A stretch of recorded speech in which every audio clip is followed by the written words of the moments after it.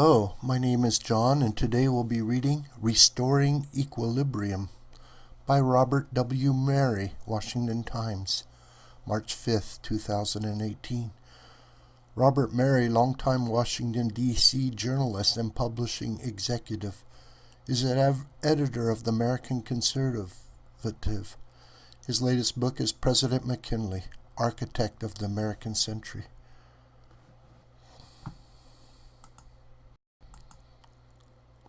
Public employee unions face a mortal threat from a pending Supreme Court case, Janus versus AFSCME, that is expected to be decided this summer. The fundamental question is whether public sector unions may extract collective bargaining fees from members via payroll deductions.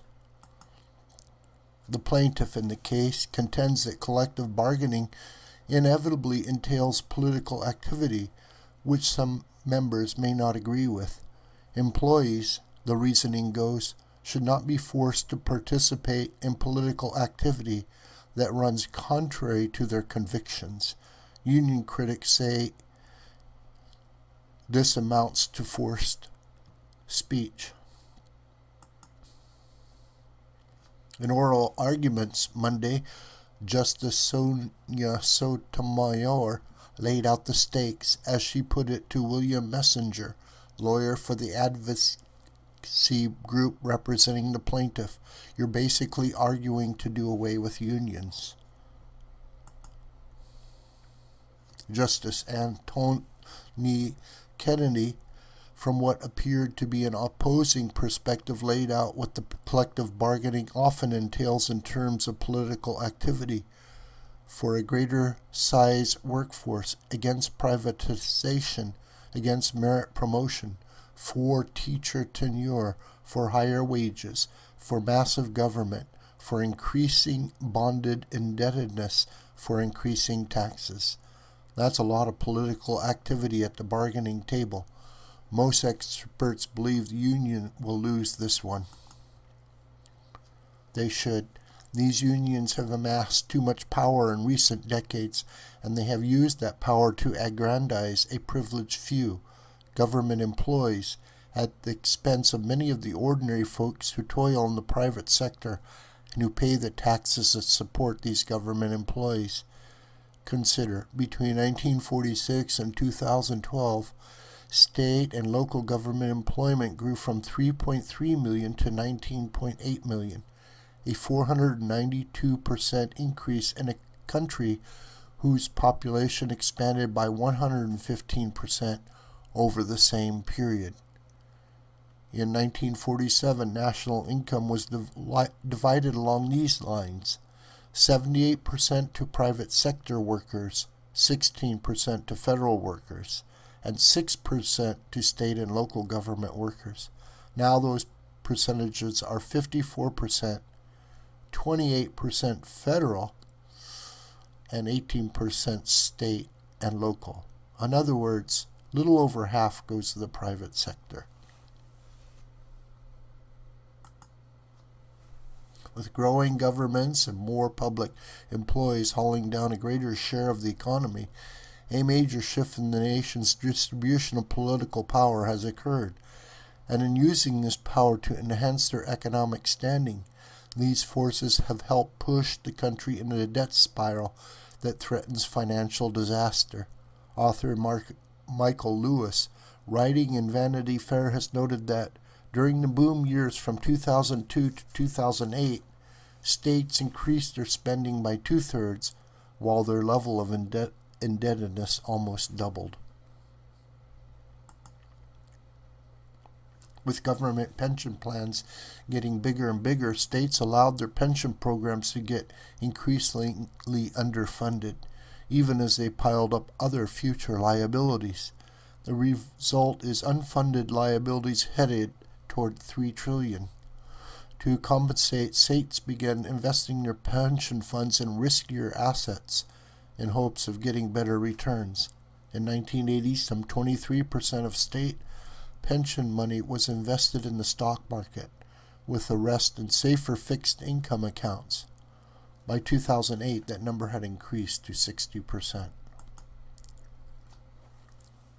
Many state pension managers also sought to wish away the problem by blithely assuming they could earn 8% on their investments at a time when interest rates were being held to near zero. The result? More and more inadequately funded pension programs.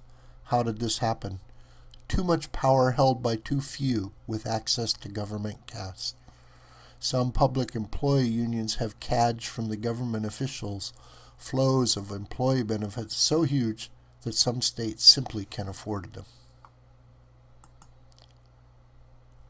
And public employee unions enjoy a leverage of power that private sector unions have never had and could never get. They can fire their bosses. Dues money represents political clout that can be used to campaign against politicians deemed insufficiently solicitous of public employees' interests. At contract time, this translates into bargaining leverage that can yield big benefit packages. Dues money is not an issue in the current Supreme Court case, which centers specifically on fees extracted from union members to support collective bargaining and other similar efforts considered separate from union dues and other fees collected to maintain the unions and sustain their political activity. The court itself upheld the distinction in a 1977 decision, Abood versus Detroit Board of Education, which allowed unions to impose agency fees to support, among other things, collective bargaining as long as political activity was kept separate. Now that distinction is threatened by an ascendant view that collective bargaining is intrinsically political activity. Justice Kennedy, often a swing vote on the court, accentuated the point with his catalog of politically charged matters that arise when officials of public employee unions sit down to bargain with their counterparts in government. Franklin Roosevelt cemented the working class to his Democratic Party with the 1935 Wagner Act, giving workers collective bargaining rights. But he opposed such rights for public sector workers because he feared government disruption. In other words, he opposed government unions. George Meany, the greatest labor leader of his time, agreed. But soon state and local governmental leaders saw the prospect of a new political force. And throughout the 1950s, more and more public sector collective bargaining rights were bestowed. President John Kennedy extended bargaining right in federal workers in 1962. Public sector unions have been ascendant throughout much of the interceding decades. Now some state politicians, most notably Governor Scott Walker in Wisconsin, have sought to curtail this powerful force. The Janus case could go even further in restoring an equilibrium in the distribution of power between these unions and the governments they bargain with. This video is a production of the School of the White Crane. My name is John Brooker, and you can communicate with me through commentary on this video or through my Gmail listed here. Please share this video with family and friends and on social media. May God richly bless you.